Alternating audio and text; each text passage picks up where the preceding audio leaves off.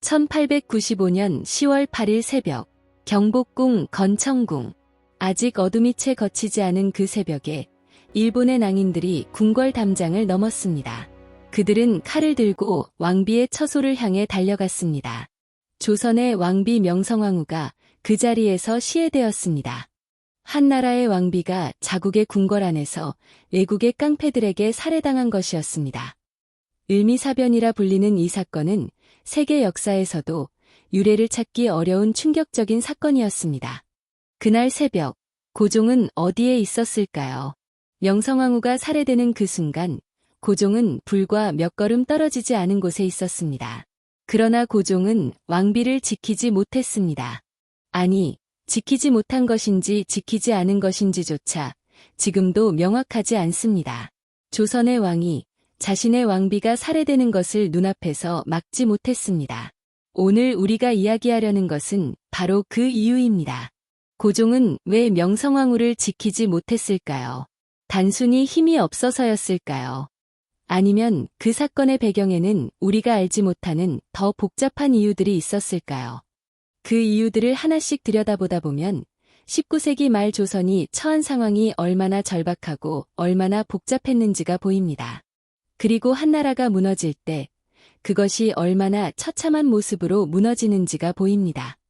이야기를 이해하려면 먼저 고종과 명성황후의 관계를 알아야 합니다. 고종은 1863년 12살의 나이에 왕위에 올랐습니다. 아버지 흥선대원군이 실질적인 권력을 쥐고 수렴청정을 했습니다.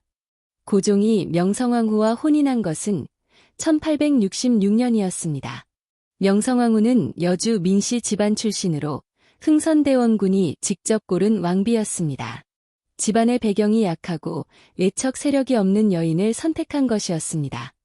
외척이 강해지는 것을 막으려는 흥선대원군의 계산이었습니다. 그런데 흥선대원군의 계산은 완전히 빗나갔습니다. 명성황후는 단순한 왕비가 아니었습니다. 탁월한 지성과 강인한 의지를 가진 여인이었습니다. 그녀는 빠르게 궁궐의 정치를 파악했고 흥선대원군의 권력에 맞서기 시작했습니다. 민씨 집안의 사람들을 조정에 끌어들이고 흥선대원군에 반대하는 세력들과 손을 잡았습니다. 그리고 마침내 1873년 고종이 친정을 선언하면서 흥선대원군이 권력에서 물러나게 만들었습니다. 그 뒤에 명성황후의 치밀한 정치력이 있었습니다. 명성황후가 권력의 전면에 나서면서 고종과 명성황후는 조선의 대외 정책을 함께 이끌었습니다. 그런데 두 사람이 직면한 세계는 너무도 복잡했습니다. 청나라, 일본, 러시아, 미국, 열강들이 조선을 둘러싸고 각자의 이익을 위해 움직이고 있었습니다. 조선은 그 열강들 사이에서 살아남아야 했습니다. 명성황후의 외교 전략은 기본적으로 한 세력이 지나치게 강해지면 다른 세력을 끌어들여 견제하는 것이었습니다. 청나라가 지나치게 간섭하면 일본을 활용하고 일본이 강해지면 러시아를 끌어들이는 방식이었습니다. 그것은 광해군의 줄타기 외교와 유사한 현실주의적 전략이었습니다. 그러나 그 전략이 일본을 자극했습니다. 일본은 청일전쟁에서 승리하면서 조선에 대한 영향력을 확고히 하려 했습니다. 그런데 명성황후가 러시아를 끌어들여 일본을 견제하기 시작했습니다. 삼국 간섭으로 일본이 청나라에서 빼앗은 요동반도를 반환하게 되면서 러시아의 힘을 확인한 명성황후는 더욱 적극적으로 러시아와 손을 잡으려 했습니다. 일본의 입장에서 명성황후는 가장 큰 걸림돌이었습니다. 친일 세력을 등용하여 조선의 내정을 장악하려는 일본의 계획이 명성황후에 의해 번번이 좌절되었습니다. 일본이 심어놓은 친일 관료들이 하루아침에 파면되는 일이 반복되었습니다. 일본 공사 미우라 고로는 결론을 내렸습니다. 명성황후를 제거해야 한다고. 그 결론이 1895년 10월 8일의 비극으로 이어진 것이었습니다. 그렇다면 고종은 왜 그 비극을 막지 못했을까요? 첫 번째 이유는 군사력의 부재였습니다. 당시 경복궁을 지키는 군대는 사실상 일본의 통제하에 있었습니다. 갑오개혁 이후 조선의 군사체계가 재편되면서 훈련대라고 불리는 친일 성향의 군대가 궁궐 경비를 맡고 있었습니다. 고종이 믿을 수 있는 자신의 군대가 없었습니다. 궁궐을 지키는 군대가 사실상 적의 편이었습니다. 두 번째 이유는 사건의 정광석화 같은 속도였습니다. 일본 낭인들이 궁궐에 침입한 것은 새벽 5시경이었습니다. 모든 일이 순식간에 벌어졌습니다. 고종이 상황을 파악하고 대응할 시간 자체가 없었습니다. 경비병들이 저항했지만 압도당했습니다. 일본 낭인들은 명성황후의 처소를 직접 찾아내어 시해했습니다. 세 번째이자 가장 핵심적인 이유는 고종 자신의 한계였습니다. 고종은 결단력이 부족했습니다. 위기 상황에서 즉각적이고 단호한 결정을 내리는 능력이 없었습니다. 명성황후가 그 부분에서 고종을 보완해 주었는데 정작 명성황후 자신이 위험에 처했을 때 고종은 아무것도 할 수 없었습니다. 당일의 기록을 보면 고종은 일본 낭인들이 침입했다는 소식을 들었을 때 공포에 휩싸였습니다. 자신의 안위를 먼저 걱정했습니다. 왕비를 찾으러 가거나 군사들에게 저항명령을 내리는 것이 아니라 그 자리에서 굳어버렸습니다. 그것이 고종의 한계였습니다. 그리고 그 한계가 명성황후를 지키지 못하는 결과로 이어졌습니다. 명성황후가 시해된 직후 고종은 일본의 압력으로 명성황후를 폐서인으로 강등시키라는 명을 내렸습니다. 이미 죽은 왕비를 서인으로 강등시킨다는 것이었습니다. 고종은 울면서 그 명을 내렸다고 합니다. 그러나 내렸습니다. 일본의 강요를 거부할 수 없었기 때문이었습니다. 그것이 고종이 처한 현실이었습니다. 왕이었지만 아무것도 거부할 수 없는 왕, 왕비가 살해되어도 막을 수 없는 왕, 죽은 왕비를 폐서인으로 강등시키라는 명을 울면서 내려야 하는 왕. 그 모든 것이 고종이 명성황후를 지키지 못한 진짜 이유였습니다. 명성황후가 세상을 떠난 이후 고종의 삶은 더욱 극적으로 변했습니다. 경복궁에 남아있는 고종은 일본의 감시와 통제 아래 놓였습니다. 일본은 친일 내각을 앞세워 조선의 내정을 장악했습니다. 고종은 그 친일 내각의 결정에 도장을 찍는 역할만 해야 했습니다. 고종은 두려움에 떨었습니다. 왕비가 궁궐 안에서 살해당하는 것을 목격한 이후 고종은 자신도 언제 같은 운명을 맞을지 모른다는 공포에 사로잡혔습니다. 그 공포가 얼마나 깊었는지는 이후 고종의 행동이 보여줍니다. 1896년 2월 고종은 극적인 결단을 내립니다. 아관 파천이었습니다. 고종은 궁녀의 가마를 이용해 경복궁을 몰래 탈출했습니다. 그리고 러시아 공사관으로 피신했습니다. 조선의 왕이 자국의 궁궐을 버리고 외국 공사관으로 도망친 것이었습니다. 그 결정을 두고 역사는 다양한 평가를 내립니다.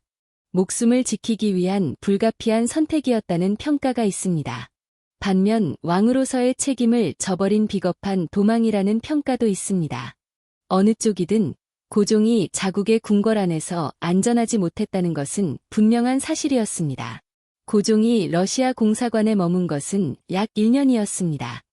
그 기간 동안 조선의 모든 국정은 러시아 공사관에서 처리되었습니다. 어떤 신하를 임명하고 어떤 결정을 내릴 것인지가 러시아의 영향 아래에서 이루어졌습니다. 일본의 통제에서 벗어나 러시아의 품으로 들어간 것이었습니다. 조선의 왕이 외국 세력에 의존하지 않고는 살아남을 수 없는 상황. 그것이 당시 조선의 현실이었습니다. 고종은 러시아 공사관에 머무는 동안에도 명성황후의 죽음을 잊지 않았습니다. 명성황후를 시해한 범인들을 처벌해야 한다고 끊임없이 요구했습니다. 그러나 일본은 범인들을 제대로 처벌하지 않았습니다. 재판에서 증거 불충분을 이유로 무죄가 선고되었습니다. 왕비를 시해한 자들이 무죄로 풀려난 것이었습니다. 고종의 분노와 무력감이 얼마나 깊었을지는 짐작하기 어렵지 않습니다. 고종이 명성황후를 지키지 못한 이유에 대해 이야기할 때 우리는 고종 개인의 한계만을 이야기해서는 안 됩니다. 그 뒤에는 훨씬 더 거대한 구조적 문제가 있었습니다. 바로 조선이라는 나라 자체의 취약함이었습니다. 조선은 19세기 후반 급격하게 변하는 국제 정세에 제대로 대응하지 못했습니다. 서양의 근대 문물과 군사력이 밀려오는 상황에서 조선은 여전히 수백 년 된 방식으로 나라를 운영하고 있었습니다. 군사력은 낙후되었고 재정은 취약했으며 관료체계는 부패해 있었습니다. 그 취약함이 열강들의 먹이가 된 것이었습니다. 명성황후는 그 취약함을 누구보다 잘 알고 있었습니다. 그래서 열강들 사이에 외교적 줄타기를 통해 조선을 지키려 했습니다. 그러나 그 전략이 일본의 분노를 사고 결국 자신의 목숨으로 대가를 치렀습니다.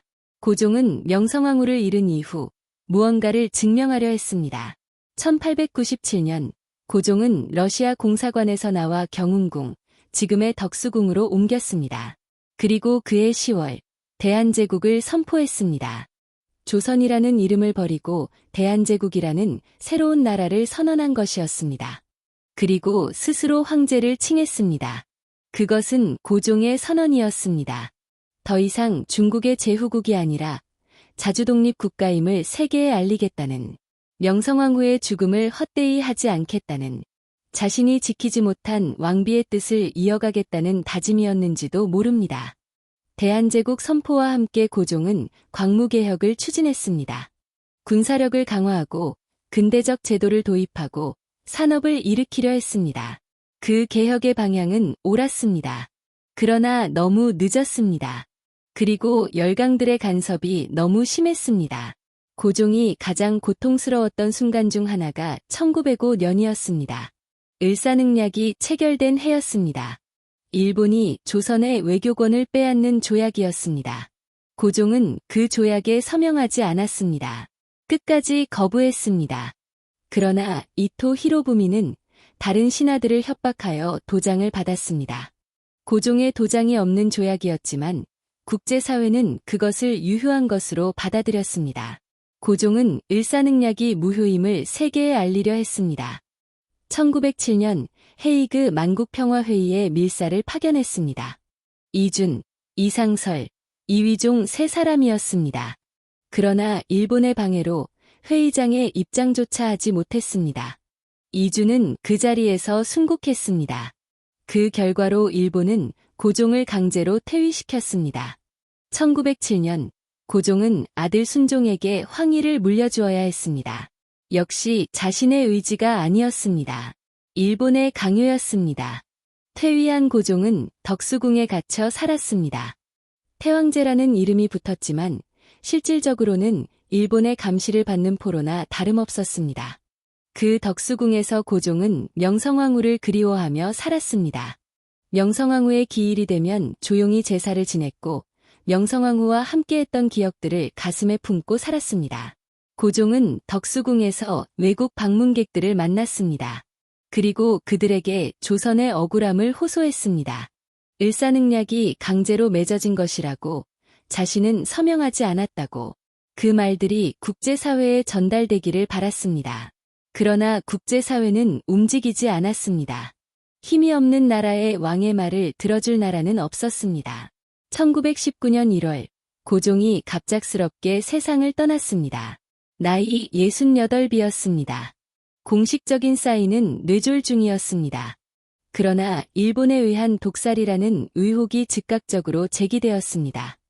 고종의 죽음을 목격한 사람들이 시신의 상태가 독살의 증거라고 말했습니다. 고종의 이가 빠져 있었고 몸에 이상한 흔적들이 있었다는 것이었습니다. 고종의 죽음이 독살이었는지는 지금도 확인되지 않습니다. 그러나 그 의혹이 퍼지면서 조선 백성들의 분노는 폭발했습니다. 고종의 장례일을 전후하여 3.1운동이 일어났습니다. 전국에서 수백만 명의 조선인들이 거리로 나와 독립만세를 외쳤습니다. 고종의 죽음이 3.1운동의 불씨가 된 것이었습니다. 고종이 명성황후를 지키지 못한 진짜 이유. 그것은 결국 한나라가 힘을 잃었을 때 벌어지는 일의 상징이었습니다. 군사력이 없으면 왕비를 지킬 수 없었습니다. 외교력이 없으면 열강의 농간을 막을 수 없었습니다. 결단력이 없으면 위기의 순간에 아무것도 할 수 없었습니다. 고종에게는 그 모든 것이 부족했습니다. 그리고 그 부족함의 대가를 명성황후가 치렀습니다. 그러나 우리는 고종만을 비난해서는 안 됩니다. 고종이 처한 구조, 수백 년 동안 쌓여온 조선의 취약함, 그리고 19세기 말 약소국을 먹이로 삼은 제국주의의 폭력. 그 모든 것이 함께 만들어낸 비극이었습니다. 명성황후의 시해 현장인 건천궁은 지금도 경복궁 안에 복원되어 있습니다. 그 작은 건물 앞에 서면 1895년 그 새벽의 공기가 느껴지는 것 같습니다. 어둠 속에서 침입한 낭인들, 저항하다 쓰러진 경비병들, 그리고 왕비의 마지막 순간. 고종은 그날 새벽 무엇을 느꼈을까요? 무력감이었을까요? 공포였을까요? 아니면 살아있다는 안도감이었을까요? 그 어떤 감정이었든 고종은 평생 그 새벽을 지울 수 없었을 것입니다. 자신이 지키지 못한 왕비의 마지막이 평생 그를 따라다녔을 것입니다. 덕수궁의 긴 복도를 홀로 걸을 때마다 명성황후의 목소리가 들리는 것 같은 느낌을 받았을 것입니다. 역사는 때로 가장 잔인한 방식으로 진실을 드러냅니다. 강한 자가 살아남고 약한 자는 지워진다는 것을. 그리고 그 약함은 개인의 문제가 아니라 나라 전체의 문제라는 것을. 명성황후의 죽음과 고종의 무력함이 우리에게 남기는 교훈은 지금도 유효합니다. 나라가 강해야 한다는 것, 힘이 없으면 지키고 싶은 것도 지킬 수 없다는 것, 그 교훈을 우리는 결코 잊어서는 안 됩니다. 경복궁 건천궁 앞에서, 그리고 고종과 명성황후가 함께 잠든 홍릉 앞에서 우리는 그 교훈을 다시 한번 새겨야 합니다. 수백 년 전의 이야기가 아닙니다.